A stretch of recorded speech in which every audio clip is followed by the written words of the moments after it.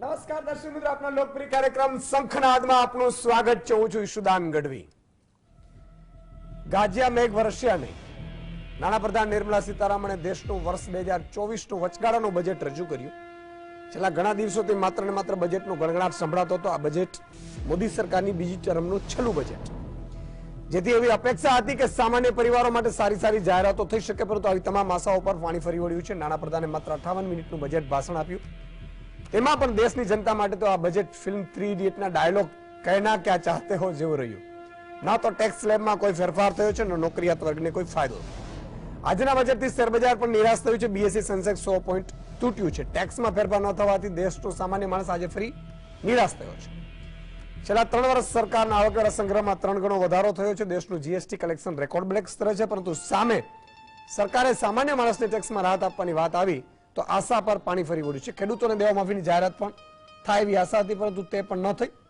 કૃષિ ક્ષેત્રમાં 2000 કરોડનું વધારાનો નક્કી થયું છે. પેટ્રોલ ડીઝલના ભાવ આસમાને છે. આંતરરાષ્ટ્રીય બજારમાં ક્રૂડ સસ્તું છે, પરંતુ ભારતમાં પેટ્રોલના ભાવ દરરોજ વધી રહ્યા છે.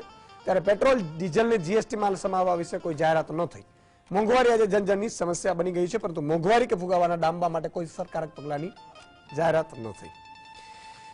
મિત્રો, હવે એક વાત મને તમે કહો, બધા ગોઠવાઈ ગયા છો, મને પૂરો વિશ્વાસ છે. તમે દિલ ઉપર હાથ રાખીને કહો બજેટ એટલે શું? નથી ખબર. ખબર સાચું ને? અને નથી ખબર એટલે અમારા જેવા નેતાઓ બહાર, અહીંયા નેતા નથી, મજા કરે છે. તમે વિચાર કરો કે બજેટ ને આપણે શું માનીએ છીએ? બજેટ હશે કઈ ખબર નહીં, સાચું કે નહીં. આ એક કાર્યક્રમ 1 કલાકમાં તમને ખબર પડી જશે બજેટ એટલે શું કહેવાય, તમારી ફરજો શું છે, તમે જુઓ શું છો. આ બધું આ બજેટ. મને ખબર છે મિત્રો, લોકસભાની ચૂંટણી કઈ રીતે થાય એ આપણે ખબર નથી ઘણાને. વિધાનસભાની કઈ રીતે થાય એ ખબર નથી. બહુ દુઃખ સાથે રાજ્યસભાની ચૂંટણી કઈ રીતે થાય એ ખબર નથી. બજેટ એટલે શું? હું એટલા માટે કહું છું સાહેબ, આજે હું તો ગામડા ગામડે ફરી રહ્યો છું. શહેરોમાં ભણેલા ગણેલા લોકોને બજેટમાં જીરો રસ છે. જીરો. જે ટેક્સ પેયર છે, જેને સ્વાર્થ છે કે કંઈક ટેક્સ પેયરમાં રાહત મળે, એ બજેટનો પૂછતા હોય ભાઈ ટેક્સ પેયરમાં કઈ રાહત મળી નથી મળી, ઓકે ચલો.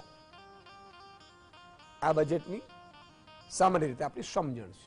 ઘણા 2, 5, 10% લોકોને ખબર પણ હશે, પણ 10% લોકોને ખબર હોય એટલે આ બધું થાય. અચ્છા, તમે સવારે સાંજે પેટ્રોલ ડીઝલ ભરાવતા હશો? બીજું બધું છોડો, પેટ્રોલ ડીઝલ ભરાવો છો? ભરાવો છો ને? હવે માની લો કે 92, 93 રૂપિયા, 94 રૂપિયા, 55 રૂપિયા પેટ્રોલ આપણે ભરાયો, તો એમાં 40, 50 રૂપિયા ટેક્સ ઓટોમેટિકલી કપાઈ જાય. શું થાય? કપાઈ જાય. અને એ જે ટેક્સ કપાય એ તમામ નાગરિકોમાંથી કપાતું હોય. હવે માત્ર પેટ્રોલ ડીઝલ નહીં, સવારે ઉઠો બ્રશ કરો એટલે બ્રશની જે તમે ટૂથબ્રશ લેવા જાઓ, ટૂથપેસ્ટ લેવા જાઓ, ત્યાંથી એની ઉપર ટેક્સ લગાડેલું હોય. શું હોય? અને ઈ કેન્દ્ર સરકાર, રાજ્ય સરકાર એ રીતે ટેક્સ લેતી હોય અને ભેગી કરે રૂપિયા ભેગા કરે અને પછી આખા વર્ષનું એ તારણ કાઢે કે આટલા રૂપિયા આવ્યા, એમ કે ભાઈ 30 લાખ કરોડની ઇન્કમ થઈ અને આપી ક્યાં નાખવી, એમ પ્રજાની છે, પ્રજાના પૈસા પ્રજાને ચૂકવવાના હોય. તો એ જે ચૂકવવા માટેનું જે આયોજન કરવામાં આવે એને બજેટ કહેવાય. પડી ખબર? માન લો કે તમારી પાસે 10,000 રૂપિયા આવ્યા સેલેરીના, તમારા પતિ અથવા તો 50,000 રૂપિયા આવ્યા, તો એક ગૃહિણી છે એ નક્કી કરતી હોય કે મારા ગેસના બિલના આટલા ચૂકવવા છે, મારે લાઇટ બિલના આટલા ચૂકવવા છે, મારા દૂધના આટલા ચૂકવવા છે, મારે છાસના આટલા ચૂકવવા છે, મારે પેટ્રોલ ડીઝલના આટલા રાખવા છે. આ બધું ગોઠવાય ને એ ગૃહિણીનું બજેટ કહેવાય. એવી રીતે આ આખા દેશનું, અને 140 કરોડ લોકો ટેક્સ ચૂકવશે. આ 140 કરોડ નથી. ઘણા એમ કે ના આપણે ક્યાં ટેક્સ ચૂકવી છે? તમે એક પણ જગ્યાએ કોઈ પણ વસ્તુ ખરીદવા જાઓ એટલે એમાંથી 5 રૂપિયાથી રહી અને 28 એટલે 5% થી લઈને 28% સુધી ટેક્સ છે. લગભગ વસ્તુ કોઈ બાકાત નથી. હમણાં દૂધ દહીં પણ લગભગ આવી ગયું છે, જેમ કસ વખતે આ થયેલું, કંસ વખતે થયેલું. હવે આ બજેટ, આ ટેક્સ, હવે તમને મજા આવી વાત એ છે કે બજેટ જ્યારે પણ રાજ્ય સરકારો હોય કે કેન્દ્ર સરકાર હોય, બજેટ કરતા પહેલા એને બધાને મળવું જોઈએ. ખેડૂત આગેવાનોને મળ્યા, જેટલા પણ દેશના ખેડૂતોની ડિમાન્ડ છે કહેશે કોણ? માન લો હું ફાઇનાન્સ મિનિસ્ટર, મને ફિલ્મ ઇન્ડસ્ટ્રીઝ વાળા ફોટો પડાઈ જાય ને મળી જાય, હીરો હિરોઈન આવે એટલે મને એમ થાય કે ભાઈ મારો પ્રચાર થઈ જશે, ફોટા પડાઈ જાય, સેલ્ફીઓ પડાઈ જાય, એટલે એ જીએસટી માં સીધા ટેક્સમાં ફ્રી લઈને નીકળી જાય, એને ફાયદો મળી જાય. મોટા ઉદ્યોગપતિઓ એમ કે ભાઈ એક કામ કરો સાહેબ, તમારે ચાર્ટર જોઈએ, ઓકે હું વ્યવસ્થા કરી દઈશ, તમારી ચિંતા નહીં, તમારા ફેમિલી માટે ચાર્ટરની વ્યવસ્થા કરી દઈશ. આવું બધું થતું હશે, મને ખબર નથી, ખબર હોય તો હું તમને અહીંયા કહીશ નહીં. હા ફેક્ટ છે, જે છે એ હું તમને કહું છું. તો માની લો કે એ ઉદ્યોગપતિએ 2 ચાર્ટર આપ્યા હોય મને, એટલે મારે રાહત તો આપવી પડે, ફેમિલીને ક્યાંક મોકલ્યું હોય ફરવા માટે. તમને મજા આવશે, આપણો જે બજેટ છે ને, મહિલાઓને ખબર છે બજેટમાં મહિલાઓ પાસેથી લાખો રૂપિયાનો, કરોડો અબજો રૂપિયાનો ટેક્સ નીકળે છે. મહિલાઓને મળ્યું શું આજે? ચાલો એક મહિલા મને બતાવો જેમને ખબર હોય કે મહિલાઓને આજે આ મળ્યું. નથી મળ્યું, ખબર. અચ્છા, યુવાનોને શું મળ્યું? રોજગારી ક્યાંથી મળશે? કયા ડિપાર્ટમેન્ટ છે? વિવિધ મંત્રાલયો, રેલવે મંત્રાલયો, ફાઇનાન્સ મંત્રાલયો, આ મંત્રાલય, આ બધામાં રોજગારી આપવાની સરકારી નોકરીઓ. એ નોકરીઓ ક્યાંથી, કયા મંત્રાલયમાંથી કેટલી નોકરીઓ મળશે? ખબર નથી. તમારા ખેડૂતો માટે શું આપ્યું? ચલો આજે રાત શું આપી કે ખેડૂતોને દેવું આપવું પ્લાનિંગ કર્યું? તો જ્ઞાન નથી કર્યું. ખેડૂતો માટે એને પોષણક્ષમ ભાવ મળી રહે એના માટેનો પ્રયત્ન થયો તો બતાવો. નથી થયો. મિત્રો લગભગ તો હવે જીએસટી નક્કી કરે છે, એટલે ગમે ત્યારે ગમે તે ફેરફાર કરી હવે બજેટ છે ને માત્ર કહેવા પૂરતું રહ્યું છે કે ભાઈ આટલા છે ને આટલું છે. જીએસટી નામની એક બલા છે, બલા નથી, ટેક્સ નો છે, જીએસટી નું વધતું જાય છે. તમને બહુ મજા આવશે સાહેબ, મોંઘવારી 5%ની 7%ની એવી રીતે વધતી રહે છે, બરાબર છે. તમને એમ કહેશે અચ્છા એમ સામાન્ય રીતે ટકાવારી ના પડો. તમે મને એમ કહો 5 વર્ષ પહેલા દૂધની થેલી કેટલા મળતી ને અત્યારે કેટલા મળે છે? તમે એમ મને કહો કે 5 વર્ષ પહેલા પેટ્રોલ ડીઝલ મળતું હતું ને અત્યારે કેટલું મળે છે? તમે 20 કે 25 હજાર પહેલા 5-10 વર્ષ પહેલા કમાતા હતા, અત્યારે 20 હજાર કે 40 હજારમાં ઘરમાં છેડા બે ભેગા થાય છે કે નથી થતા? એને મોંઘવારી કહેવાય. પડી ખબર? હવે તમે એમ થશે કે ભાઈ આ તો સામાન્ય રૂટીન નથી. ઓલ ઓવર સરકારની સિસ્ટમ ઉપર આ બધું થતું હોય. હવે થયું છે શું? માન લો રૂપિયા આવવા માંડ્યા. મારે હું કોઈનો આમ મોટા ઉદ્યોગપતિઓ હાથેનો વિરોધી નથી, મારા કોઈ સગા સંબંધીઓ નથી, ભગવાન હોય જ નહીં ને. અમારા જેવાના તો સગા સંબંધીઓ મોટા હોય જ, ઉદ્યોગપતિ ના જ હોય ભાઈ. અને એમાં મારા જેવાના તો બિલકુલ ન સમજે. આપણે સામાન્ય ગરીબ વંચિતો શોષિતો માટે લડનારા. તમને મજા આવશે, સરકાર છે ને આમ તો એને પાવર કોને આપી દીધા મને ખબર નથી, બંધારણે આવા કોઈ પાવરો આપ્યા હોય તો મને ખબર નથી. પણ આપણે એવું નક્કી કર્યું, પેલા બેંક છે ને એમ લૂંટાતી હતી. બેંક કેમ લૂંટાતી હતી જયેન્દ્રભાઈ, બેંક કેમ લૂંટાય? કે માની લો કે 2000 ગનવાડા જાય, પેલા પહેરી લે માસ્ક પહેરીને અંદર ઘૂસે, બેંક મેનેજરને કે હલતો નહીં, નીકળવા નથી થતું, અને પછી બેંકમાંથી જેટલા રૂપિયા હોય એટલે લૂંટાઈ જાય. એટલે પોલીસ પડે કે આ તો લૂંટાવો જ છે ભાઈ. નવી સિસ્ટમ તમને ખબર નહીં હોય. હવે કઈ રીતે લૂંટાય ખબર? એક બેંક બન્યા પછી એ નામના વ્યક્તિને બેંકનો વ્યક્તિ લોન આપે છે. શું આપે છે? લોન આપે છે. બેંક છે માનો લાખ રૂપિયાની છે, એટલે 50,000 આને લોન આપે છે. આ વ્યક્તિ લોન લઈને આને આપે છે, બી ને. હવે બી વાળો અને આ બે ધંધો કરે છે. પછી આને પોતાને નાદારી જાહેર કરી દીધી, ભાઈ મારી પાસે કઈ નથી. એટલે સરકાર વચ્ચે પડે, ઓહો, અરે તમારી પાસે નથી? એ ભાઈ તમારી પાસે નથી? તો ના હવે કઈ છે નહીં. કાંઈ વાંધો નહીં, કેટલા લીધા છે? તો કે મેં 50,000 લીધા છે. હું તો આ તો કરોડોમાં હોય, હું તમને ખાલી 50,000 કહું છું. એટલે કે 50,000 લીધા છે. અરે કાંઈ વાંધો નહીં, એક કામ કર, કેટલા ભરી શકે છે? તો હું 1000 ભરી શકું. 1000 પર 49,000 રાઈટ ઓફ, માપ, મજા કર, જલસા કર. લૂંટાઈ ગઈ. અને અહીંથી જે જનતાના પૈસા આવ્યા એ બેંકમાં નાખવા પડે. વાંધો નહીં, હું નાખી દઈશ. હવે મને ખબર નથી, પણ વાતો એવી વહેતા થાય છે. માની લો કે હું ચૂંટણીમાં કરતો હતો, હું એમ કહું કે કામ કર 50,000 માંથી 20,000 મારા ચૂંટણી ફંડમાં નાખી દે. આવું થતું હશે, આપણે ખબર નથી. હા, ઘણા પછી મને એમ કે કિશોરદાનભાઈ આના પૂરા પુરાવા મને ખબર નથી. આ તો મેં વાત તો સાંભળ્યા કાનમાં. હવે તમને બીજી વાત કરું. હવે આ જે 10 વર્ષમાં મનમોહનસિંહની સરકાર, 4 થી 14 પછી મોદી સાહેબની સરકાર આવી. હવે મોદી સાહેબની સરકારમાં એવું હતું કે ભાઈ ખેડૂતોના ભાવ નક્કી થશે, ખેડૂતોના ટેકાના ભાવ સિવાય કોઈ ખરીદી નહીં શકે, ખાતર છે સસ્તું મળશે, ગેસનો સિલિન્ડર 400 રૂપિયા બહુ મોંઘું લાગે છે. અત્યારે ગેસનો કેટલો છે? કેટલો છે બેનોને ખબર? 911. એટલે મને ખબર જ છે આમ તો, પણ હું પૂછું છું બહેનોને કેટલું છે એમ. હવે વિચાર કરો. હવે બેંકોના રૂપિયા મોટા ઉદ્યોગપતિઓના 14.56 લાખ કરોડની આસપાસ માફ થયા છે છેલ્લા 10 વર્ષમાં. મોટા ઉદ્યોગપતિઓના, એમાંથી મોટા ઉદ્યોગપતિઓના જ અંદાજે 11 લાખ કરોડ રૂપિયા માફ થયા. બોલો, છે ને મજાની વસ્તુ. હવે આ લોકો કોણ છે? હવે ચાર્ટરમાં મોટા ભાગે ફરતા હોય. આનું નામ બજેટ. હવે ઈ જે રૂપિયા માફ થાય એટલે ગરીબ ખેડૂતનો માફ નો થાય, આનું થાય. એટલે માની લો કે મને તમે અત્યારે લાખ રૂપિયા આપો ને, તો માતાજી મને આપ્યું, મને લાખ રૂપિયાની કિંમત નથી. આ પ્રીતિબેન છે, પ્રિયાબેન ખૂબ રૂપિયા કમાય, હવે એને તમે 10,000 રૂપિયા આપો ને, હમણાં દેખાશે ચહેરો તમે, તો 10,000 એમને વેલ્યુ નથી, કારણ કે રૂપિયા ખૂબ કમાય. ઘણી જગ્યાએ એનો બિઝનેસ ચાલે છે. એવી રીતે જયેન્દ્રભાઈ છે, આખો વેપારી બધું આમ તેમ. પણ એક સામાન્ય મારી માતા બેન દીકરી ગામડામાં હોય અને 400 રૂપિયા મજૂરી જતી હોય અને એના ખિસ્સામાં સાહેબ 10,000 આપો ને, એને કેટલો લાભ મળે? તો ઈ ગરીબો, વંચિતો, શોષિતો માટેનું બજેટ કહેવાય. હવે ટેક્સ પેયરની વાત કરીએ. કોર્પોરેટ ટેક્સ એટલે શું? કે જે ઉદ્યોગો છે એના ઉપર ટેક્સ છે ઈ 18-19 એટલે કે 5 વર્ષ પહેલાના 6.63 કરોડની આસપાસ, બરોબર છે? એ વધીને અત્યારે 825 લાખ કરોડની આસપાસ, એટલે 834, બરોબર છે?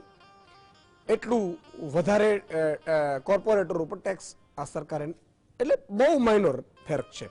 પણ જે ટેક્સ પેયર છે, જે તમારા મારા બધા જે લોકો નોકરિયાત કરે છે, 80 કરીને આપણે ઉભા રહી જઈએ છીએ, પણ નોકરિયાત જે કરે છે એની પાસેથી 18-19 એટલે કે 19માં આ ચૂંટણીઓ 5 વર્ષે આવે.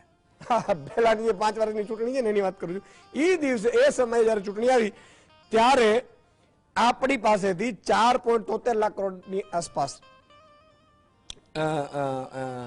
એટલો ટેક્સ લેવાતો હતો, પર્સનલ ટેક્સ, બરોબર છે? હવે એ 8.33 થઈ ગયું, 307 એટલે 8.33, બરોબર, ડબલ. એટલે જેટલો મધ્યમ વર્ગ જેના પર વધારે નાખ્યો. હવે કેમ જીએસટી ની આવક મળે જ ને, તમે ભાઈ અમારાથી બધું લઈ જ લો છો. તો આ તમામ મુદ્દા ઉપર ચર્ચા કરવી છે. મોટું તમને ખબર પડી ગઈ હશે બજેટ. હજી તમે આખું જાણી લેશો, સમજી લેશો, એટલે 4 મહાનુભાવો પણ સમજાવશે. એટલે તમે આ 1 કલાકમાં સમજજો. તકલીફ એ પડે છે, ચૂંટણી ક્યારે હોય ને કઈ હોય એ ખબર નથી પડતી, સરપંચ સિવાયની. સરપંચમાં ખબર પડી ગઈ બધા, અને બજેટ શું કહેવાય ખબર નથી પડતી. એટલે બધા નેતાઓ છે પોતપોતાની રીતે જલસા મારતા હોય છે. ખરેખર 1 વર્ષ દરમિયાન તમારી પાસેથી લીધેલા ટેક્સના તમને શું લાભ આપવા, એનું નામ બજેટ. અને આખો દેશ કઈ રીતે 1 વર્ષ દરમિયાન ચલાવવું, ક્યાં સેક્ટરોમાં આપવા, સેવાનો સેક્ટર છે, આનો સેક્ટર છે, આ બધામાં, બરાબર છે? આનું નામ બજેટ. 4 મહાનુભાવો જોડાયા છે. પ્રિયાબેન પટેલ છે, બિઝનેસ. હા, સવાલ લેવાનો છે, સારુંથી ભૂલાઈ ગયું ભાઈ સવાલ. આ મને આ બધું ભૂલાય બહુ જાય યાર, મગજમાં એટલા બધા ટેન્શનો લઈને ભરું છે. સવાલ છે આજનો, સૈન્ય માટે K9 વ્રજ ટેન્કનું ઉત્પાદન ગુજરાતમાં ક્યાં થાય છે? ગુજરાતમાં થાય છે ભાઈ. એ વડોદરા, બી અજીરા, સી મુન્દ્રા, ડી રાજકોટ. તમારો જવાબ 70 31 13 12 નંબર ઉપર મોકલી આપો. તમારું નામ અને ગામનું નામ ખાસ લખવું. છેલ્લે 5 નામ જે દર્શકો હશે લકી એના હું બોલીશ. 4 મહાનુભાવો જોડાયા છે. પ્રિયાબેન પટેલ બિઝનેસ વુમન, જયેન્દ્રભાઈ તના જીસીસીઆઈના છે, અમલભાઈ દત્ત ધ્રુવ ફાઇનાન્શિયલ એક્સપર્ટ છે, અને રવિ દિયોરા માર્કેટ એક્સપર્ટ છે. રવિભાઈ, પહેલા તમારી પાસે આવવા માંગીશ કે આ કેટલું બજેટ છે, કેટલા લાખ કરોડનું, ને આમાં ટેક્સ પેયર ને એટલે કે મધ્યમ વર્ગને શું મળ્યું, ખેડૂતોને શું મળ્યું અને કોને શું મળ્યું? એમ જરૂરથી તમારા સાથે મારા કેરિયરનો પહેલો શો હતો અને આજે તમારો અવાજ સાંભળીને જ થોડું બજેટ ભૂલાઈ ગયું અને બસ તમને જ સાંભળતા હતા. એટલે બજેટ માં જે તમે આટલું અભૂતપૂર્વ રીતે વિસ્તરણ કર્યું, મીન્સ કે ઘણી વસ્તુ તો અમને પણ એવું થયું કે આપણે તો આ વસ્તુ જાણતા છે, છતાં આજના આપણા બજેટ જયારે સાંભળ્યું ત્યારે આ તો વસ્તુ માન્યમાં જ નહોતી.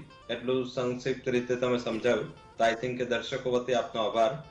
સેકન્ડ કે જે તમે બજેટની વાત કરી, બજેટમાં જે કઈ નહોતું પર્ટિક્યુલર, જે લોકો બજેટમાં પેલું હોય છે ને કે ઘણીવાર અમારા માર્કેટમાં એવું થાય કે કોઈ સ્ટોક છે એ કરેક્ટ થાય કે માર્કેટ કરેક્ટ થાય એટલે માર્કેટમાં એવું એક લોકો જિજ્ઞાસા હોય કે શું કામ નીચે આવે કે શું કામ ઉપર ગયો, પછી લોકો એમાંથી માર્કેટમાં ન્યૂઝ ગોતે, માર્કેટમાં એને રિલેટેડ કંઈ પણ ડેવલપમેન્ટ ગોતે અને પછી અફવાઓનું માર્કેટ ચાલુ થાય કે આ ન્યૂઝ છે અને આના હિસાબે આજે તેજી આવી કે મંદી આવી. સેમ આજે બજેટમાં એવું હતું કે પર્ટિક્યુલર આજે બજેટ હતું જ નહીં એવું લાગી રહ્યું હતું, કારણ કે ડાયરેક્ટ ઇનડાયરેક્ટ ટેક્સીસમાં તો કોઈ પરિવર્તન છે નહીં. અમુક જે ઉલ્લેખ થયા, અમુક જે સ્પેન્ડિંગ રિલેટેડ ટાર્ગેટ આપે એ પણ હવે 3 થી 4 મહિના માટે છે. ફરીથી આનું રિવિઝન પણ પોસિબલ છે. તો આઈ થિંક આ બજેટમાં આમ જોઈએ તો જનરલ 1-2 ટોપિકને એમને આવરા છે, બાકી જનરલ પબ્લિક માટે આ બજેટ નહોતું, કારણ કે આ બજેટમાં આમ જોઈએ તો કઈ ખાસ આવ્યું નથી.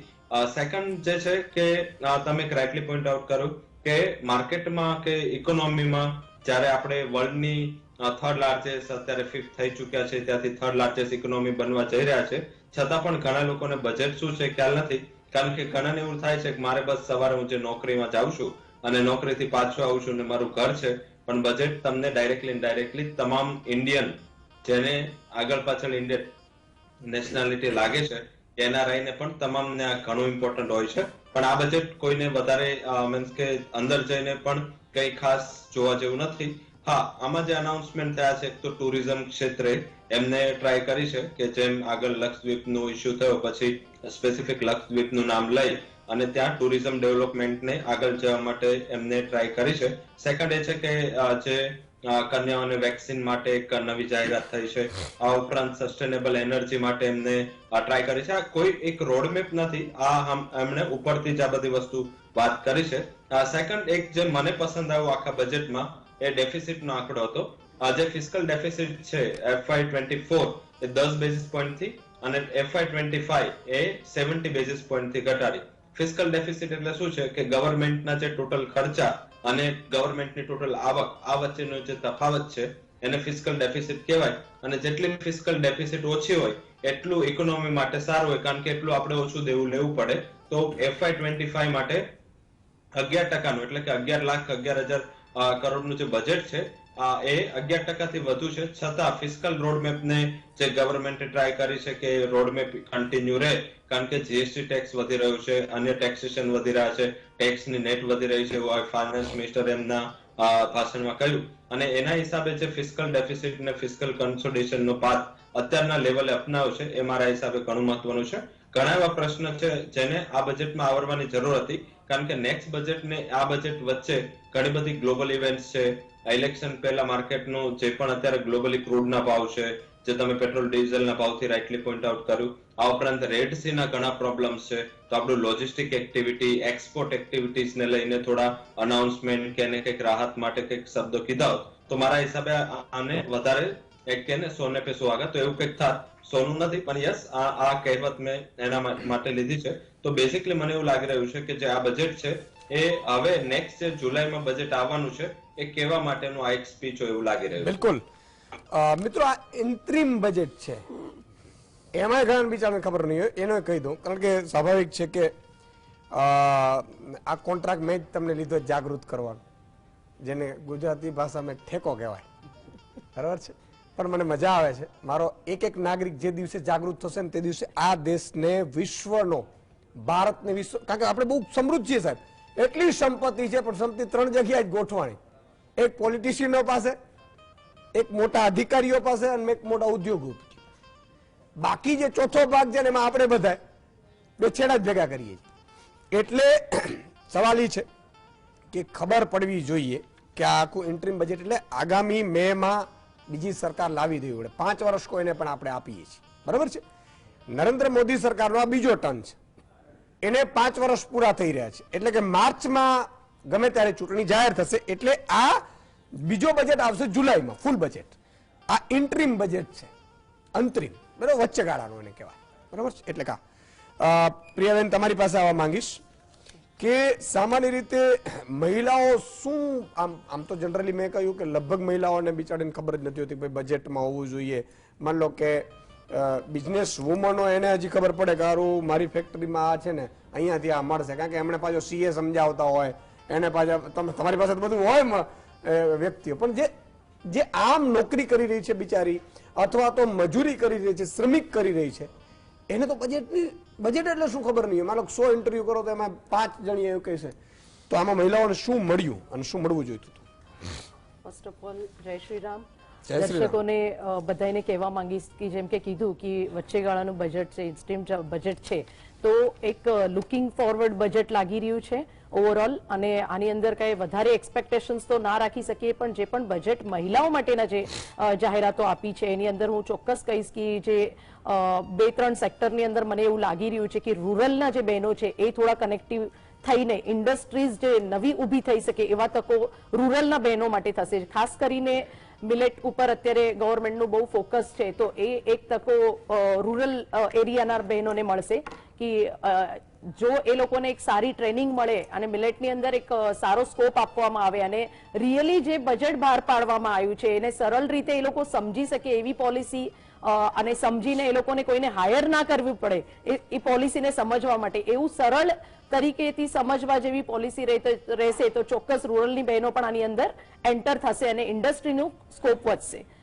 હવે બીજી રીતે કહીશ કે જેમ કે તમે ઓલરેડી કીધું છે કે બજેટમાં મહિલાઓને નથી ખબર પડતી, તો ચોક્કસ નથી ખબર પડતી અને બજેટમાં મહિલાઓને રસ પણ નથી સાહેબ. અને તમે મારી વાત કરો છો તો હું તો કહીશ કે કોઈ પણ ઇન્ડસ્ટ્રી છે એ આજે તમે મને કીધું કે તમે થોડુંક આગળ છો, તો આગળ માટે 0 થી શરૂઆત કરેલી છે, 0 થી અહીંયા સુધીનો સફર પણ એવું કોઈ ટફ જ રહેલો છે. એટલે બધું જ ગ્રાઉન્ડ લેવલથી હું સમજુ છું કે કેવી રીતે શું પ્રોબ્લેમ્સ આવી રહ્યા છે. તો સરકારની પોલિસીઝ જે છે એ બહુ સારી હશે નો ડાઉટ, પણ એને સમજવું એના માટે કોઈ થર્ડ પર્સનને હાયર કરવું પડે, તો મહિલાઓને આ સૌથી મોટી તકલીફ પડે છે. તો થોડી પોલિસીઝની અંદર સારી ઇમ્પ્લિમેન્ટેશન રહેવું જોઈએ. બિલકુલ, પણ આમાં ઘણી બહેનો કદાચ મારી ઉપર ખારી ન થઈ જાય એટલે મારે પાછી જરા ખુલાસો આપી દો. ઘણી બહેનોને ખબર પડતી હશે, નહીં પડતી એવું નથી, પણ માની લો ન પડતી હોય તો આપણે પાડવી. મારું કહેવાનું એમ છે કે લાઇટ બિલ આવે તો આપણે ખબર તમારે જ ભરવાનું છે કે શું થશે, બરોબર છે.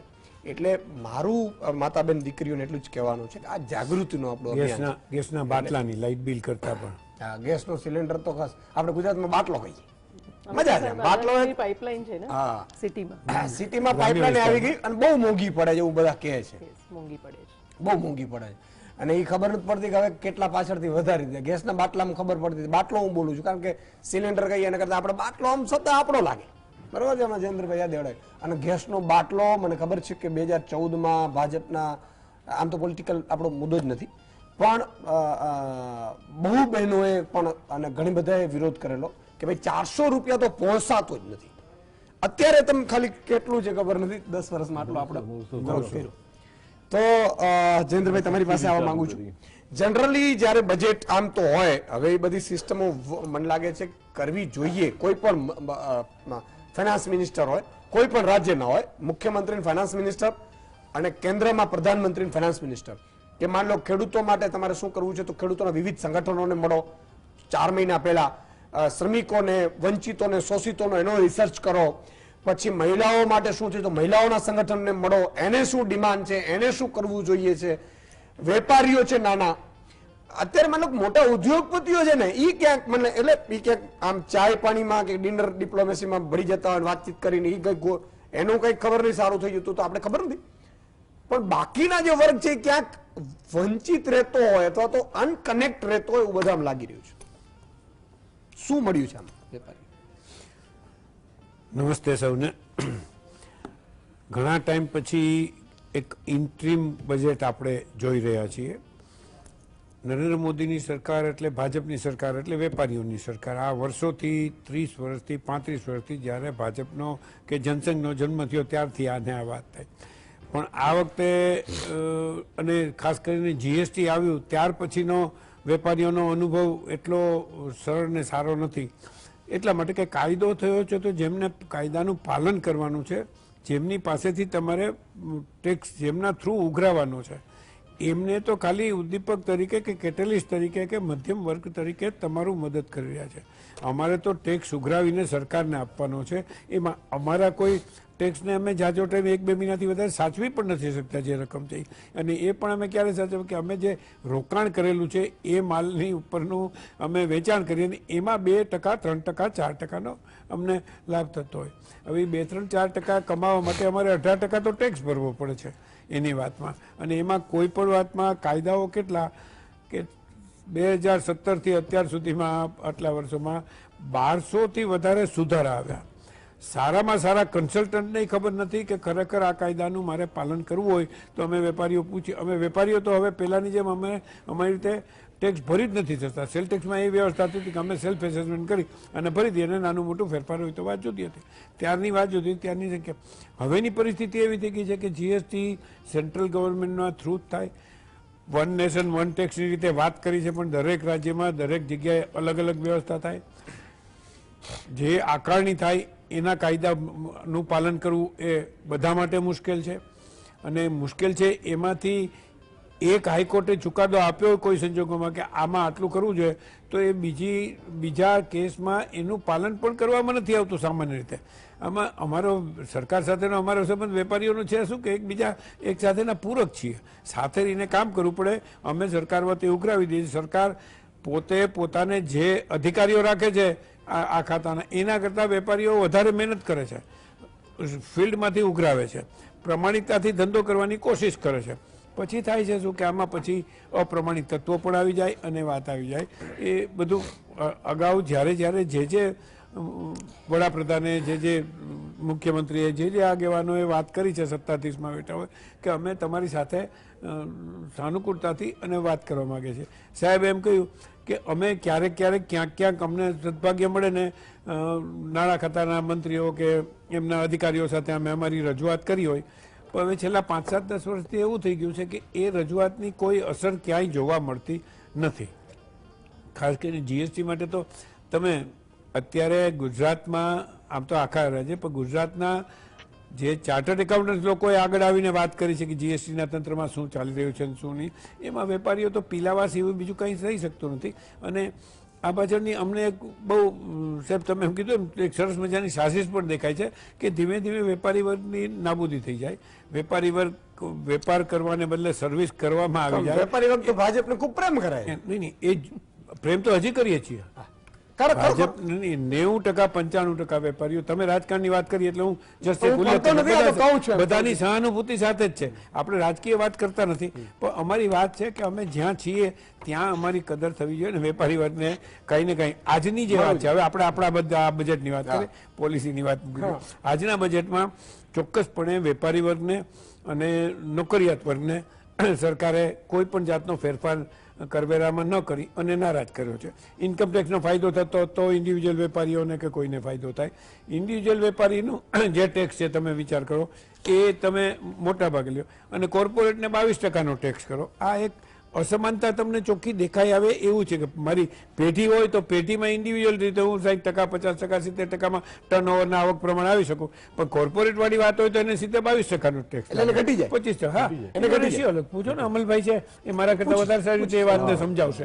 આવી અસમાનતા છે ને ત્યાં ખૂંચે ચોક્કસપણે મનથી દુઃખ લાગે અને ખૂંચે છે કે અમે આટલું કરીએ છીએ આ વાતમાં.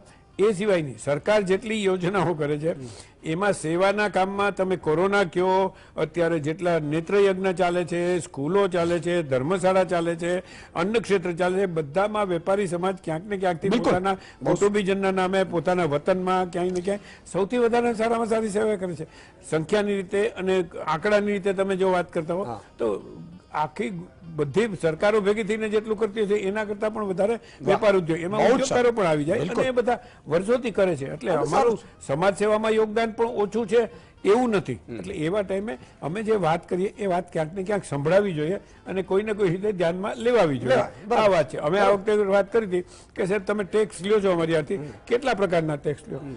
જીએસટી ની જાહેરાત થઈ ત્યારે સરકારે એમ નક્કી કર્યું કે વેપાર ઉપરના બધા ટેક્સને ભેગા કરી 17 ને આમાં થઈ જાય. તો એમાંથી એક વિરામ લઈ લઉં પછી થોડું ઘણું વિરામ એટલે એડવાળાને એમ નતા કે સુદાનભાઈ મારે આખો ગાંધીજી છે ને એ એવું કહેતા કે ભાઈ મારે પત્રકારમાં એક નથી લેવી, પણ હવે મારે થોડી લેવી પડે એમ છે. આખો નથી. પણ આજની બજેટ પૂરતી હું એક રિમાર્ક કરતો આ તો એક વિરામ ટેક્સ વાળી વાતમાં અમે નારાજ છીએ, પણ એની સામે સરકારે જે બાકીની જે નીતિ કરી, અત્યારે આપણે ભારતની આખા વિશ્વની આવી કન્ડિશનમાં આપણો દેશ ઇકોનોમિકલી કોઈ પણ સંજોગોમાં સારી રીતે પહોંચ્યો છે.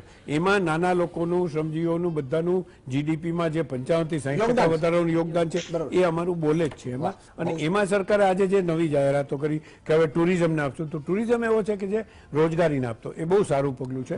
બહેનોને માટેની જે વ્યવસ્થા કરી કે સ્ટાર્ટઅપને અત્યારે પ્રોત્સાહન આપી રહ્યું છે કે એને ટેક્સમાં રાહત થાય છે, એવા 7-8-10 પોલિસી લેવલના પગલા ચોક્કસપણે સારા બી છે નથી. એટલે એ પ્રમાણે જયેન્દ્રભાઈ તમે પાણીનો ઘૂંટડો પી લો, હું જરા વિરામ લઈ લઉં નાનકડું, કારણ કે પછી એડવાળાને ખોટું ના લાગે. વિરામ બાદ આવી છે, ક્યાંય જતા નહીં.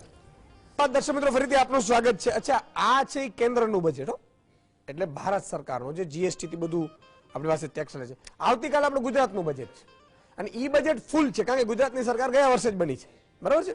ભાજપ 156 સાથે આવી છે અને હજી 4.5 વર્ષ જેવું છે, બરાબર છે. એટલે એ આવતીકાલે એમનું બજેટ છે, એટલે એના ઉપર પણ ચર્ચા કરીશું. એટલા માટે કે આવતીકાલે આપણે આમ તો ધર્મનું હોય છે શુક્રવારે, પણ બજેટ હશે એટલે થોડુંક આપણે એના ઉપર કરવું પડશે. પ્રિયાબેન તમારી આપણે અમલભાઈ તમારી પાસે આવવા માંગીશ કે જે રીતે આ થોડું ટેક્સેશન કઈ રીતે છે, બજેટનું શું છે, થોડુંક સમજાવો. તમે શરૂઆતમાં જીતદાનભાઈ બહુ સરસ રીતે સમજાવ્યું કે બજેટ એ શું છે. હું એના ઉપરથી જરાક ચાલુ કરીશ કે સરકાર એસ્ટિમેટ કરે છે કે આ વર્ષમાં મને કેટલા પૈસા ભેગા થવાના છે અને એ પૈસા હું કેવી રીતે ખર્ચવાનો છે. હવે એ જો આંકડા જોઈએ તો સરકાર એકે એક માણસ પાસે 30 લાખ કરોડ રૂપિયા ભેગા કરવાનું છે. એનો અર્થ એ કે આપણા 150 કરોડ લોકો પર હેડ 20,000 રૂપિયા આ સરકારને આપવા માટેની સંમતિ આપે છે. લોકસભામાં એ પાસ થયું એટલે આપણા બધાએ સંમતિ આપી અને એ લોકોને આપણે કહીએ છીએ કે આ 20 લાખ કરોડ અમારા બધા પાસે તમે ભેગા કરો. 30 લાખ 20 લાખ તો ઇનડાયરેક્ટ ટેક્સ અને 10 લાખ ઇન્કમ ટેક્સ, એટલે તમે દરેક જણા પાસેથી 20,000 રૂપિયા ભેગા કરો અને એ ભેગા કરેલા તમે બધાના લાભને માટે વાપરો અને તમારે જ્યાં વાપરો ત્યાં વાપરો. તમે આ બજેટની અંદર કહેશો એ તમે વાપરી શકશો. એટલે સરકારે એક ધડાકે નિર્મલાબેને 1 કલાકની અંદર આપણી પાસેથી 30 લાખ કરોડ રૂપિયા એક વર્ષમાં વાપરવાની છૂટ લઈ લીધી. આ તો એમનું થયું. આ ઉપરાંત આવતીકાલે સ્ટેટ બજેટ આવશે, એ બીજા 10,000 કરોડની વાર્તા કરશે, 10,000 રૂપિયાની વાર્તા કરશે. અને મ્યુનિસિપાલિટીનું બજેટ આવ્યું, એ 1,000 કરોડ રૂપિયાનું અમદાવાદ મ્યુનિસિપલ કોર્પોરેશન 10,000 કરોડનું છે. 10,000 કરોડ અને આપણી 1 કરોડની વસ્તી અમદાવાદની, એટલે 10,000 બીજા એટલે એમ કરીને આપણે બધા શાંતિથી બેઠા બેઠા આ બ્યુરોક્રેટ્સને અને પોલિટિશિયનોને 20 + 10 + 10 એટલે 40,000 કરોડ રૂપિયા એક જણ, આપણે 4 ના ગણીએ તો 40 ચોખ્ખું 1,60,000, એવી રીતે એક જણ તમને જે જુઓ છો એ દરેક જણાએ 40,000 રૂપિયાનો ચેક લખી આપ્યો. યસ, આપ્યો એમ. યસ. મજા કરે. અને આની અંદર તમે જે વાત કરી ટૂથપેસ્ટની, એ બહુ જ અગત્યની છે, કારણ કે એ ઇનડાયરેક્ટ ટેક્સ છે. આ ટૂથપેસ્ટ હું વાપરું, તમે વાપરો કે ભારતનો સૌથી વધારે પૈસાદાર નાગરિક વાપરે, એ બધા એના પર ટેક્સ સરખો ભરવાના. અચ્છા. યસ, કારણ કે ટૂથપેસ્ટ ઉપર તો જે ટેક્સ હશે તે જ હશે. એટલે એવો ટેક્સ કેટલો?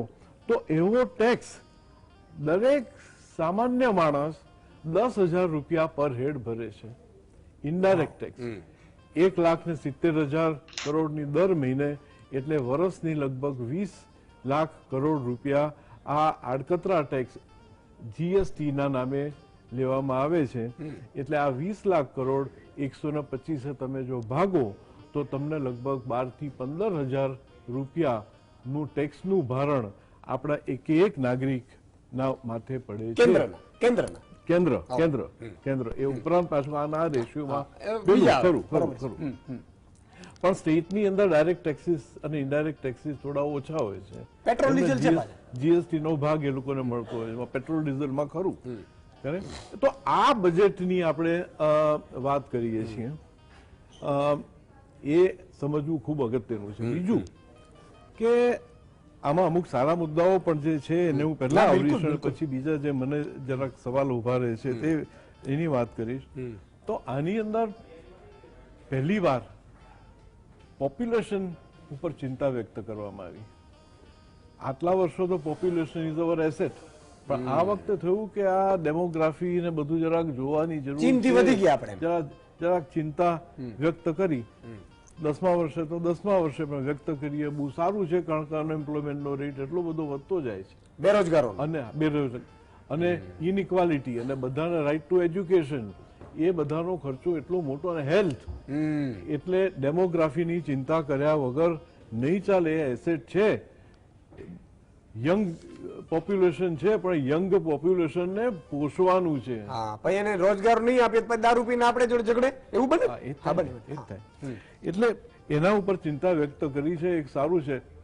બીજી વસ્તુ, નોર્થ ઇસ્ટ ઉપર ધ્યાન દરેક વખતે બોલ્યા જ કરે છે. મારા હિસાબે છેલ્લા 15 બજેટથી હું સાંભળું છું કે નોર્થ ઇસ્ટ ને પ્રાયોરિટી, નોર્થ ઇસ્ટ ને પ્રાયોરિટી. નોર્થ ઇસ્ટ કહી દો એટલે લોકોને ખબર પડે. નોર્થ ઇસ્ટ એટલે બંગાળથી પેલી બાજુ આસામ, મેઘાલય બધા જે છે, એટલે ત્યાં પ્રાયોરિટી અત્યાર લગી અપાઈ નથી કે હજી આપવાની જરૂર છે. બાપરા, કેટલું આપવાની જરૂર છે? એટલે કાં તો એ બોલે છે ને થતું નથી, કે કંઈક અડચણ છે. કારણ કે બાકી વર્ષો વર્ષ આ કહેવાની જરૂર ના આવવી જોઈએ. It should have been developed by now. એક સારી વસ્તુ કરી કે ટુરિઝમને એન્કરેજ કર્યું. એ તો હમણાં જે માલદીવની ક્રાઇસિસ થઈ, એ માલદીવની ક્રાઇસિસનો જવાબ આપવા માટે ખાસ મેન્શન કર્યું કે લક્ષદ્વીપને આપણે લોકો આગળ કરીશું. એ માલદીવને સામે ટક્કર લેવા માટે એક પોલિટિકલ પણ નેશનલ ઇન્ટરેસ્ટની it is a good thing. એકાદ બે વસ્તુ મને બધા જ બજેટોની અંદર મને યાદ છે કે વર્ષો પહેલા ચિદમ્બરમે એ વખતે કહ્યું હતું કે આપણે આઉટકમ બજેટ લાવીશું. આઉટકમ બજેટ એટલે શું? કે 50,000 કરોડ રૂપિયા અમે રસ્તા પાછળ. ભાઈના તું એ મને કે કેટલા કિલોમીટર રસ્તા કરવાના છો, અને ગયા વર્ષે ખર્ચા કેટલા કર્યા, અને કેટલા કિલોમીટર ખરેખર રસ્તા, ટોલ તો ઉભા કરી દેજો દર 60 કિલોમીટર. એ તો 40 કિલોમીટર કરી દે. એટલે આઉટકમ બજેટ કે તમારા ખર્ચાને કારણે તમને શું આઉટકમ મળ્યો છે, તમે કેટલી જગ્યાએ તમે ઇરિગેશન પહોંચાડી શક્યા છો, અને કેટલા ખાતર નો વપરાશ તમે કેવી રીતે સારો એવો સ્પ્રેડ કરી. આઉટકમ ઉપરનું ધ્યાન બધા બોલે છે, પણ એનો રિપોર્ટિંગ જો હોય તો it will make a lot of difference. અને ઇનઇક્વાલિટી જે વધતી ચાલી છે, અસમાનતાની આપણે બધા વાતો કરીએ છીએ, પણ એવો સોલિડ કે ઠોસ ડેટા કલેક્શન નથી. તમારું કહેવાનું છે કે અમીર બનતો જાય, ગરીબ બનતો જાય. એટલે આ લાખની જે પર કેપિટા ઇન્કમ છે 1.5 લાખ રૂપિયાની વર્ષની એક માણસની લગભગ, તો એ સરખી વહેંચાયેલી નથી. કોઈની પાસે 15,000 છે ને કોઈની પાસે 15 કરોડ છે. એટલે એ જે ડિફરન્સ છે, એ ડિફરન્સની એ સમાનતા લાવવા માટેનો પ્રયત્ન દરેક સરકારનો રહેતો જ આવ્યો છે, અને આની અંદર પણ છે. પણ એક બહુ અગત્યની બાબત એ છે, તો એને માટે જરા ડેટા કલેક્શન કરવું જોઈએ કે એ અસમાનતા ખરેખર કેટલી છે.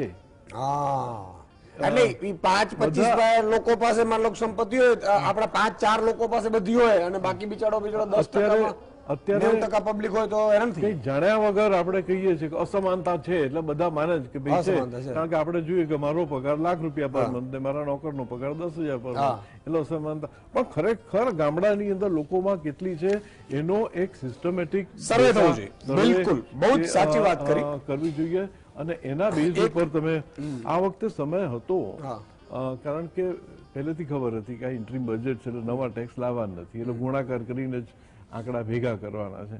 તો એ સમયનો ઉપયોગ આવા કંઈક ડેટા ભેગા કરી કરીને જો શકાય. બિલકુલ. અને કર્યા હોય તો એક બહુ સારું. દર્શક મિત્ર પણ જોડાયા છે, લઈ લઈએ, કારણ કે દર્શક મિત્ર આવે ને તો મને ખરેખર મજા આવે, કારણ કે તમે જોડાઓ.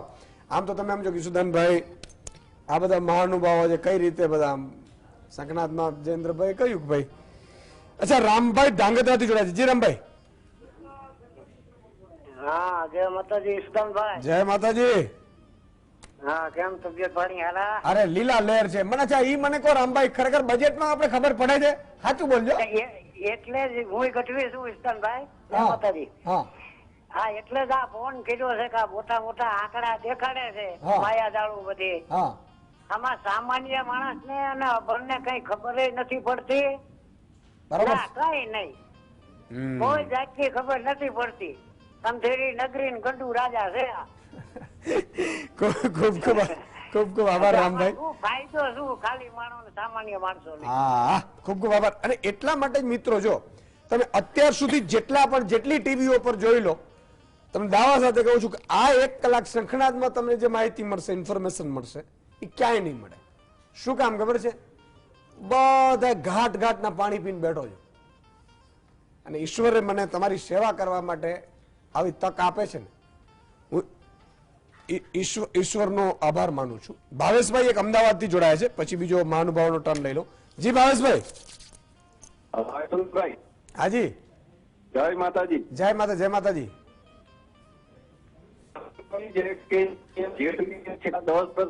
માત્ર જનતાને પોપટ બનાવવાનું કામ થઈ રહ્યું છે. હા આ બધી થયેલી એનાઉન્સમેન્ટ ની સામું વાતોમાં જગ્યા ભરો તો કેટલી જગ્યા ભરાય? બરોબર છે. તે ભારતમાં બેરોજગારી નામનો અજગર લઈ રહ્યો છે. હું મારી ભાષા કહું તો એક ટાઈમ ઓફ તૈયાર જે કોઈ દેખાઈ નથી અથવા લોકો અજાણ બની ગયા માત્ર પોતાની વાહવા કરાવવા માટે આંકડાઓ રજૂ કરી, અને પરિસ્થિતિ એવી ઉભી થવા જઈ રહી છે સાહેબ કે દર વર્ષે ગમે તમારો અવાજ ખબર નહીં ભાવેશભાઈ કપાય છે, પણ ખૂબ ખૂબ આભાર. પણ હું સમજ્યો ત્યાં સુધી એવું છે કે ભાઈ આ વાહવાઈમાં બધું થાય છે, પણ એક મને વચ્ચે, આમ તો પોલિટિકલ બિલકુલ નથી આ કાર્યક્રમ, પણ એક ભાવના મૂકવા માંગુ છું. બરાબર છે? માફ કરજો, કદાચ તમે એવું હોય તો મને માફ કરજો, છતી માનીને. માની લો કે ભાજપ વિપક્ષમાં હોત ને તો એ ખૂબ કામ કરતું હતું. કઈ રીતે ખબર છે? ગેસના સિલિન્ડર 400 હતા તો અત્યારે 1100, 1000 કે 900 થયા ને તો ભાજપ વિરોધ કરતું હતું. અને માની લો કે ભાજપ વિપક્ષમાં આવે તો શું કરે કે ભાઈ એક તો આ પેટ્રોલ ડીઝલ જીએસટી માં લઈ લો, પહેલી ડિમાન્ડ એ કરે. મને એવું લાગે છે વન નેશન વન ટેક્સ ની વાત આવી, પણ પેટ્રોલ ડીઝલ ને બાદ કરે યાર. એવું ના હોય યાર, બધાનું હરખું કરે. પેટ્રોલ ડીઝલ નો જીએસટી ઉપર લાવે ને મિત્રો તો તમને મજા આવે એવું થઈ જાય. અત્યારે 10-12 રૂપિયા આપણે ઘટી જાય. હા, પણ એ વાત મેં એટલા માટે તમને કીધી એક રમૂજ તરીકે કે આ ત્યારે બહુ વિરોધ ને બધું થતું હતું. અત્યારે વિપક્ષ મને લાગે નબળું લાગે. કઈ વાંધો નહીં. બીજો ટર્ન છે, સંક્ષિપ્ત નો ટર્ન હશે, પણ પોઈન્ટ આઉટ જશું. હું પૂછું એ કરતા તમે જ બોલી. જી રવિભાઈ. જી જરૂરથી મેં આપની વાત સાંભળી, અને જ્યારે આ જે કરંટ ગવર્મેન્ટ છે વિપક્ષમાંથી, અને ત્યારે આપણે પેટ્રોલ ઉપર તો એટલા બધા શો કર્યા છે, પેટ્રોલ ડીઝલના પ્રાઇસ પર, અને સાથે સાથે જીએસટી આવ્યું પછી પણ આપણે જીએસટી માં લાવવા માટે ઘણીવાર આના ઉપર શો પણ કર્યા હતા. ડેફિનેટલી આ એક ઘણું બેટર પર્સપેક્ટિવ હોતે. અને પેટ્રોલ ડીઝલના પ્રાઇસ છે એ પર્ટિક્યુલર જાહેર જનતાને, મીન્સ આજે તારી પાસે ફરારી છે કે તમારી પાસે BMW કાર છે, 2 વ્હીલર છે કે ગમે તમારી પાસે છે, તમને ઇંધણના પ્રાઇસ છે એ દરેક નાગરિકને એક સીધી લાગતી વસ્તુ છે. આઈ થિંક એમાં પણ એ જોઈએ તો પહેલા જયારે મીન્સ કે કેવું છે પોલિસીમાં, લાઈક પહેલા એવું હતું કે આપણે ક્રૂડના પ્રાઇસ સાથે પેટ્રોલ ડીઝલના પ્રાઇસ સંલગ્ન હતા, એટલે આપણે ઇન્ટરનેશનલ માર્કેટમાં ક્રૂડના ભાવ જોતા કે ક્રૂડ વધી ગયું તો પેટ્રોલ ડીઝલ વધ્યા. પછી આપણે એવું કીધું કે નહીં, ક્રૂડ નહીં, હવે આપણે યુએસના ગેસોલિનના પ્રાઇસ સાથે અને ત્યાંના ડીઝલના પ્રાઇસ સાથે આપણું પેટ્રોલ અને ડીઝલ કન્ટિન્યુ રહેશે. તો પછી આપણે એને જોવાનું સ્ટાર્ટ કર્યું, તો પછી એના પછી તો એક પ્રાઇસ ફિક્સ થઈ ગયો. તો મારા હિસાબે એ પણ છે. સેકન્ડ જે અસમાનતા એ છે કે આજે તમે ટુ વ્હીલર લઈને જાઓ કે ફરારી લઈને જાઓ કે પછી જેટ લઈને જાઓ, બધા માટે ટેક્સ સરખો જ છે, કોઈને ટેક્સમાં બદલાવ નથી. આપણે ઘણી માળખાકીય મીન્સ કે વિગતોની વાત કરીએ કે આપણે ઘણું બધું કર્યું, જીએસટી એટલું મોટું સ્ટ્રક્ચર કર્યું. રવિભાઈ એક નાનકડો આ કોર્પોરેટર ટેક્સ ખરેખર વધારે નાખવાની તો વાંધો નથી ને, કારણ કે આમાં કોર્પોરેટ ટેક્સ વધતું નથી. આમ જેમ હમણાં જયેન્દ્રભાઈ વાત કરી કે ભાઈ વેપારીઓ આમ જો તો ઘણી બધું કહે, પણ મોટા મોટા કમાય એને બધે માત્ર 22% શું છે કોર્પોરેટ ટેક્સ પર્ટિક્યુલર. હા, કોર્પોરેટ ટેક્સ ના વધુ એનું રીઝન પણ એ છે કે અત્યારે ગવર્મેન્ટનું ફોકસ થોડું કોર્પોરેટ ને ડેવલપ કરવા માટે, એને કેપેક્સ કરવા માટે કે એને અંદર લાવવા માટે છે. ઘણી વાર એવું થતું હોય છે કે જ્યારે ત્યારે આપણે જેમ આગળ અમલદત્તજી કહી રહ્યા હતા કે સ્ટડીના અભાવે ઘણીવાર એવું થતું હોય કે આપણને એવું લાગે કે આ પોલિસીની ઇમ્પેક્ટ આખા બધા જ વર્ગને આવરી લેશે. અત્યારે એવું વિચારાઈ રહ્યું છે કે જો કોર્પોરેટને બેનિફિટ અપાય તો જોબ ક્રિએશન થાય અને એનો ઇમ્પેક્ટ છે તમને એઝ ઇકોનોમી દેખાય. પણ જો તમે ઉપરથી નીચે નાખો એ પર્ટિક્યુલર એના કરતા જે ગ્રાસરૂટ છે કે તમે પાયાના ફેરફાર કરો, જે આપણે કહીએ કે શિક્ષણની નીતિમાં જ આપણે ફેરફાર નથી કરતા અને આપણે એવું માનીએ છીએ કે અહીંયા સ્કિલ વધે, તો પોસિબલ જ નથી. જ્યાં સુધી શિક્ષણની મજબૂતી ના આવે, જ્યાં સુધી નીચેથી ફેરફાર ના થાય, ત્યાં સુધી કોઈ ના આવે. આપણે ખેડૂતોને આટલા રૂપિયા અમને ખાતામાં નાખીએ છીએ, સબસિડીઝ આટલું બધું આપીએ છીએ, એના કરતા એક ખાલી વર્ષનો ખર્ચો જે ખેડૂતોને ડાયરેક્ટ બેનિફિટ ટ્રાન્સફર આપે એટલો જ એક વર્ષનો ખર્ચો, જેમ આગળ અમલદત્તજી અમે 30 ને હજી બીજા 30,000 લઈ લો, અમે તૈયાર છે, જો ખેડૂતનું ભલું થતું હોય તો તૈયાર છે, બીજા 30,000 લઈ લો અને એક વર્ષની જે આવક છે કે એક વર્ષની આવક જેટલો ખર્ચો જો તમે કૃષિના ઉત્પાદનને સાચવવામાં અને કૃષિના ઉત્પાદનને આગળ મીન્સ કે જે પ્રાઇસની વધઘટ છે એ ના થાય એને ડામવામાં ખાલી આપણું એક વર્ષનું બજેટ લાગે, તો એટલું એના ઇન્ફ્રાસ્ટ્રક્ચર ઉપર જો ડેવલપ કરશો તો ડુંગળીના ભાવ 2 રૂપિયાની 40 રૂપિયા, આટલી મોટી વોલ્ટાલિટી. જેમ તમે ગરીબ અમીરનું કીધું, ડુંગળી પણ ક્યારેક પોતે જ ગરીબ થઈ જાય, ક્યારેક અમીર થઈ જાય, તો એ વોલેટાલિટી ભાવની છે એ ના મળે, ખેડૂતોને સારું રિયલાઇઝેશન મળે અને પબ્લિકને પણ ઓછા ભાવે ને સારા ભાવે અને સસ્ટેન ભાવે બિલકુલ ખેત પેદાશ મળી જાય. રવિભાઈએ જે વાત કરી મિત્રો, સરકારની જવાબદારી શું હોય? સરકાર છે ને માય બાપ કહેવાય, વાલી. અને સરકાર માટે એક સિસ્ટમ બનાવેલી હોય કે અધિકારીઓ બ્યુરોક્રેટ્સ જે યુપીએસસી માં પાસ થઈને આવ્યા હોય એને આઈએએસ ટોપ લેવલમાં આઈએએસ બને, આઈપીએસ બને. આઈપીએસ એટલે જે એસપી ને બધા હોય, આઈજી ને, એને ટ્રેન કરવામાં આવે. તમે બહુ માઇન્ડ વાળા વ્યક્તિઓ છો, હવે તમારે આવી રીતે બ્યુરોક્રેસી તૈયાર ચલાવો, પછી આઈઆરએસ એટલે ઇન્કમ ટેક્સ નો અધિકારી બને, એટલે જે રેન્ક નીચે આવે, બરોબર છે, જેમ યુપીએસસી ની પરીક્ષામાં. હું એટલા માટે આપને સમજાવું છું, આ સબ્જેક્ટ નથી પણ આપને થોડું મગજમાં ઉતરે એટલા માટે કહું છું. પછી એમાં ફાઇનાન્સ ડિપાર્ટમેન્ટ આ બધું કરતા જાય. એવી રીતે અહીંયા જીપીએસસી ની પરીક્ષા થતી હોય તો જીપીએસસી માંથી લોકો એવા હાર્ડ પેપર કાઢીને પછી નવા બધા યુવાનોની ભરતી કરે ને પછી એ પ્રાંત અધિકારી બનતા હોય ને એમાંથી પછી એને આઈએએસ માં પ્રમોશન મળે ને એવી રીતે બધું થાય. હવે આ લોકોની કામગીરી શું?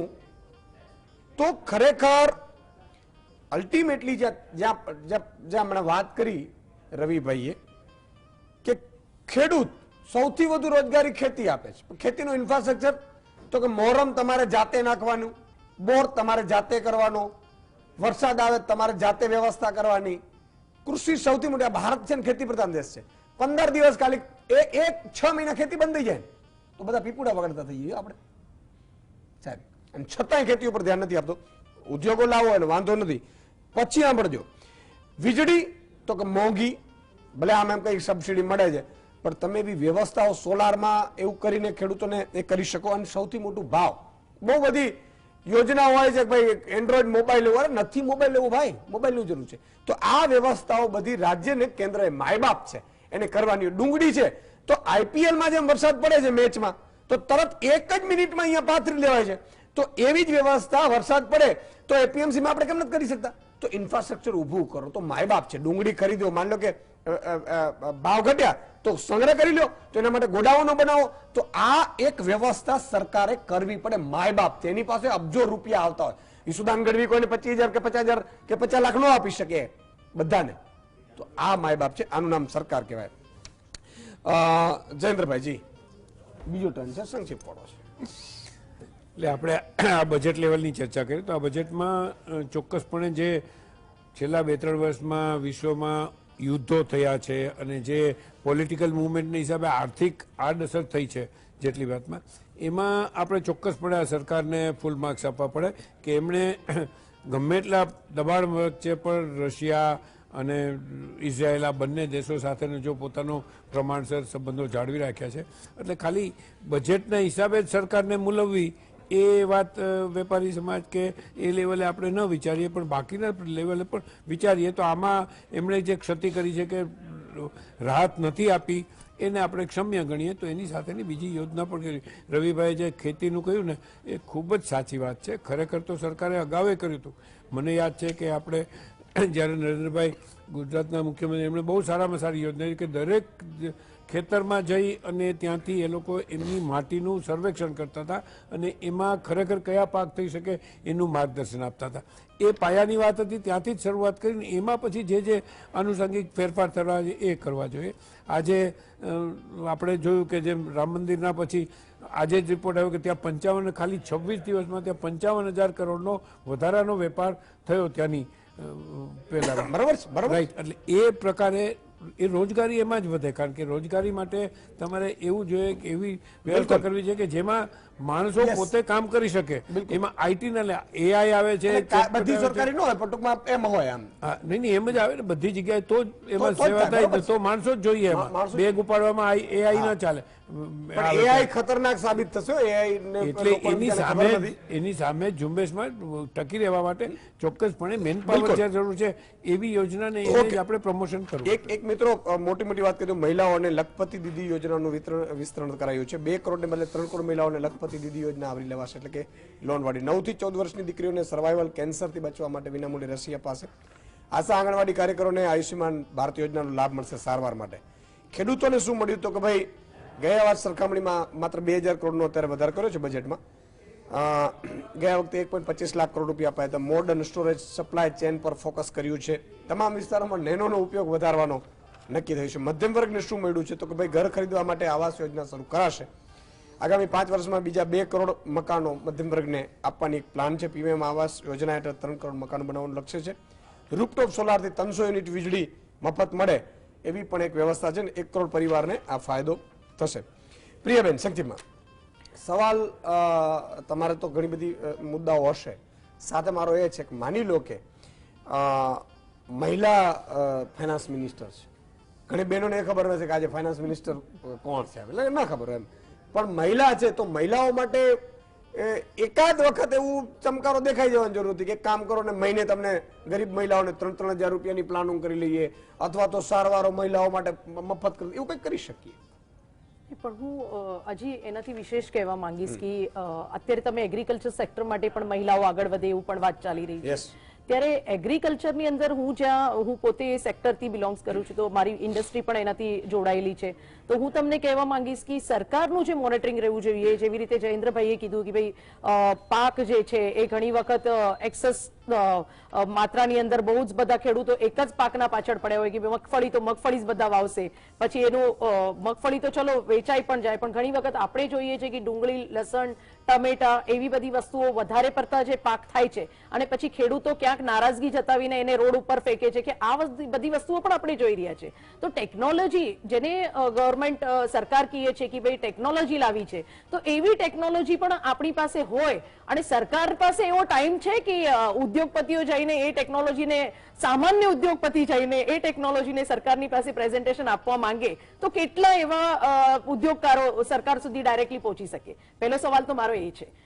કેમ કે હું જ્યાં સુધી જાણું છું એવી ટેકનોલોજીઓ છે કે ખેડૂતોને કયો પાક કેટલો ઇન્ડિયાની અંદર આખા ભારતભરમાં બટેકાનું કેટલું વાવેતર છે અત્યારે અને મગફળીનું કેટલું વાવેતર છે અત્યારે હાલમાં, અને આપણે કયા વાવેતર ઉપર આપણે જવું જોઈએ. એવું ના થાય કે આપણને પ્રાઇસ પણ મળવું જોઈએ, જે આજની ખેડૂતોની સમસ્યા છે. તમે જોવો છો કે આપણે તો બધું મોંઘવારી જે છે આપણે કોસ્ટલી પરચેસ કરી રહ્યા છે, પણ હકીકતમાં ખેડૂતને કેટલું મળે છે એને તમે જોવા જાઓ ને તો હકીકતમાં હું તમને કહું, કોઈ ફ્રૂટ છે તો ડ્રેગન ફ્રૂટ અત્યારે 100-150 રૂપિયાનું એક વેચાતું હતું, આજે 20-20 રૂપિયાના ભાવે વેચાય છે. એટલે ક્યાંક ટેકનોલોજીને પ્રોપર વે ની અંદર સરકારને લાવવું જોઈએ, ખેડૂતો માટે એવા પણ કાર્યો કરવા જોઈએ. બિલકુલ અમલભાઈ, એક તમે જે પોઈન્ટ મૂક્યું બીજું મૂક્યું વાંધો નહીં, પણ એક પ્રશ્ન મારે પૂછવું છે કે માની લો કે સમજવાની કોશિશ કરવી છે કે ભાઈ 2004માં મનમોહનસિંહજી સરકાર આવી, પછી 10 વર્ષથી રહ્યા, ત્યારે દેવું હતું એ પછી દેવું વધારીને લગભગ એમણે 55-56 લાખ કરોડે મૂકી દીધું એમ આપણા ઉપર, બરોબર છે. પછી નરેન્દ્રભાઈ આવ્યા, એમણે લગભગ 56 લાખ કરોડ, અત્યારે અંદાજે 205 લાખ કરોડની આસપાસ છે, 205 એટલું દેવું પાછું આપણા. હવે મને ચિંતા એ છે કે માન લો 29માં ફરીથી કઈ સરકારો આવે, 29માં તો કેટલું આપણી ઉપર હશે એમ, એટલે સમજવાની કોશિશ. કારણ કે અત્યારે આપણે 1,40,000 તો અત્યારે ખાલી નવો બાળક જન્મે છે ને ચૂકવવાનો છે. અને તો હું તો એમ કહું છું કે દરેક એક હા જી તો કેટલું બહુ અગત્યનો સવાલ છે કે એક વસ્તુ હકીકત છે કે સરકાર આ જે આપણે મોટા મોટા ટેક્સને ખર્ચવાની સત્તાની વાત કરી, તો જે રેવન્યુ ખર્ચ કહીએ કે ઘર ચલાવવાનો ખર્ચો એટલો છે કે નવું ફ્રીજિડર લેવાના પૈસા નથી. એટલે સરકાર ચલાવવાના જે પગાર આપવાના અને પોતાના જગ્યાઓના ભાડા અને પગાર ને જેને કહીએ કે સામાન્ય ખર્ચો છે, ડે ટુ ડે ખર્ચો છે, એ ખર્ચો માંડ આ સરકાર ભેગો કરી શકે છે. અને જૂના બોરોઈંગ પરનું વ્યાજ એ પણ અડધું પડધું આપણે, એનો અર્થ કે there is a revenue deficit. એટલે હવે જે કેપિટલ એક્સપેન્સ તમારે કરવો, છતાં પણ તમારે રસ્તાઓ બનાવવા છે, તમારે પોર્ટ્સ કરવા છે, તમારે ડેમ કરવા છે, એ બધા માટે સરકાર પાસે પૈસા નથી. શું વાત કરો? અને એટલા માટે સરકારે બોરોઈંગ કરવું જ પડે છે, એટલે લેવું પડે, લેવું પડે. અને એટલા માટે વિશ્વ બેંકમાંથી લેતા છે, વિશ્વ બેંકમાંથી લે, બીજી સરકારો તમને લોન આપે, વર્લ્ડ બેંક લોન આપે, IMF તો ચેતવણી આપી છે થોડી ઘણી. એટલે એવી રીતે તમારે, અથવા તો ઓપન માર્કેટની અંદર ગવર્મેન્ટ કેન ગો એન્ડ બોરો, ત્યાં પેન્શન બધાના પૈસા. અચ્છા, આપણી સંપત્તિ પણ આપણે આપી શકીએ ને, એરપોર્ટ છે, ટ્રેન છે, બીજાને એમાંથી પણ થોડુંક. એ આપણે એ સરકારે બોરોઈંગ કરવું પડે છે. એટલે શું થયું છે, બે વસ્તુ, કે એક તો સરકારે બોરોઈંગ કરવું જ પડ્યું, અને સરકારે પ્રાઇવેટ સેક્ટરની પાસે સેવિંગ અને ઇન્વેસ્ટમેન્ટની આશા વધારવી પડી. એટલે પ્રાઇવેટ સેક્ટર વાળા જો પોતાના લોકોના જે સેવિંગ, જે જયેન્દ્રભાઈએ કહ્યું કે લોકો નાના નાના પ્રોગ્રામો કરે છે, એવી રીતે જગ્યાએ મોટો પ્રોગ્રામ કરે અને મોટી કંપની થાય, અને મોટી કંપનીના પબ્લિક ઇસ્યુ થાય, એટલે 10-20,000 30,000 કરોડ રૂપિયા જેટલા પૈસા પ્રાઇવેટ સેક્ટર. અને એટલા માટે પ્રાઇવેટ સેક્ટરને ખુશ રાખવા માટે એ લોકો ટેક્સના રેટ ઘટાડ્યા. અચ્છા, કોર્પોરેટર યસ, મોટા વાળા છે 30% ટેક્સ નો ઘટાડીને 25 કર્યો, 25 નો, અને અમુક થી મોટી કંપનીઓ તો 15% ટેક્સ. એટલે એનું કારણ કે તમારે એ લોકોને એન્કરેજ કરવા જ પડે, તો તમારે જે રસ્તા જોઈએ છે જોઈએ તો તમે કરી શકો. એમાં એમનું નફાનું ધોરણ ઘટતું નથી, એ લોકોની આવક Encourage નથી કરવાનું ઘટતી, એ વધારે છે.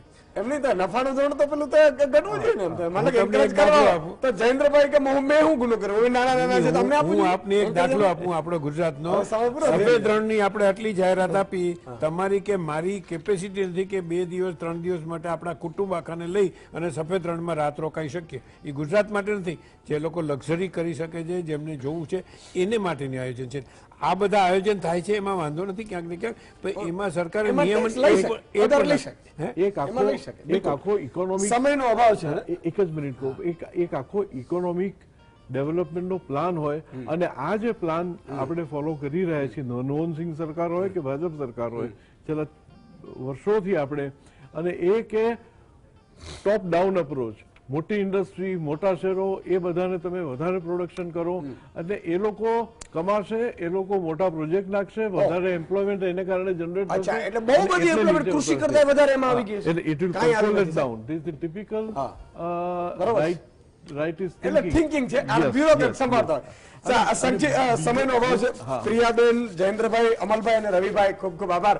એક વાત કહી દઉં મિત્રો, આ બધા છે ને નેતાઓ બને ને, હું તો બહાર એ રોલ કરી રહ્યો છું, એટલે મને હું તમને કહી દઉં કે બધા બ્યુરોક્રેટ છે ને, બ્યુરોક્રેટ એ આવીને કે સર આમ કરે, અને આ બધા બજેટ છે ને ગયા વખતનું ઉપાડી લેવાનું, આ વખતે 50% 80% કોપી પેસ્ટ હોય. અને કોઈ નાના મંત્રી છે ને, એ 15 દિવસ આમ કે ભાઈ શું થયું, એમ દેશનો ચાલે છે. દેશ ચાલવા માટે તમારે ખુદે અભ્યાસ કરવો પડે, તમારે વેઠવું પડે, તમારે જાતે ઉતરવું પડે સાહેબ. અને એટલા માટે હું કહું છું વારંવાર તમામ નેતાઓને પણ અભ્યાસ કરો. આજે એને ખબર હોવી જોઈએ કૃષિ મંત્રીની એની ખેડૂતોની ડિમાન્ડ શું છે, કૃષિ મંત્રીએ ફાઇનાન્સ મિનિસ્ટરને કહેવાનું હોય, એવી રીતે ગૃહમંત્રીએ પોતાની પોલીસની ભરતી માટે કરો. આ બધી વ્યવસ્થા કરો. આપણે આવતીકાલે ગુજરાતનું બજેટ હશે, પણ મજાની વાત મેં કીધું ને કે યુપીએસસી પાસ બ્યુરોક્રેટ્સ આવે, બ્યુરોક્રેટ્સ છે એ, અને એટલા બધા બહાના બતાવે ને એમ કે કામ એની એવું નહીં હો નહીં શકતા સર, હો નહીં सकता. मैं जो ये हो नहीं सकता सर, इसको लाभ दे सकते क्योंकि ये ना बड़ा प्रोजेक्ट लाएगा. बड़ा प्रोजेक्ट लावे એને તમે વધારે ટેક્સ 15% આવી ગયા, પેલા બધાને કેટલા પછી તમારો 22 ને 32 ને જેટલું હોય એટલું તમે આપતા જાવ. પણ મારું કહેવાનું મતલબ એ છે કે બ્યુરોક્રેટ્સ કરતા તમે જાતે અભ્યાસ કરો, જાતે જાઓ અને પછી બજેટ બનાવો. જવાબ લઈ લઈએ. અને એક છેલ્લી વાત કે બધી પાર્ટીઓ એક કામ કરવું જોઈએ. તમે ચૂંટણી સમિતિ આપણે બૂથ પેજ સમિતિઓ, પેજ પ્રમુખો, બૂથ પ્રમુખો છે એ પે સ્લીપો વેચવા જાય છે કે પોતાની પક્ષમાં મતદાન કરવા માટે. એના માટે એને બંધારણ જાગૃત કરવા માટે, તમારી હકો ફરજો શું એના માટે જાગૃત કરો ને. મારી માતા બેન દીકરીઓને એના માટે જાગૃત કરો. કેટલું આપણે ટેક્સ ભરીએ છીએ એના માટે જાગૃત કરો. મહિનો એને પણ કેમ્પેન કરાવો તો મજા આવશે. જવાબ લઈ લઈએ સેના માટે કેનાઇન વ્રજ ટેન્કનું ઉત્પાદન ગુજરાતમાં ક્યાં છે? જવાબ હજીરા છે. અને આ મને ખબર નહોતી, બરાબર છે, પણ છતાંય જે 5 જે વિવાન વાઘ ઉગલવાણા, ભાવનગર, અશોકભાઈ પટેલ અમદાવાદ, રણજીતસિંહજી કોસમિયા સુરત, બળદેવભાઈ દેસાઈ પાલનપુર, બિપિનભાઈ સોલંકી મોરબી, 5 દર્શકોએ સાચો, આમ તો ઘણા બધા સાચો જવાબ આવ્યો છે, આ સિલેક્ટ થયા છે.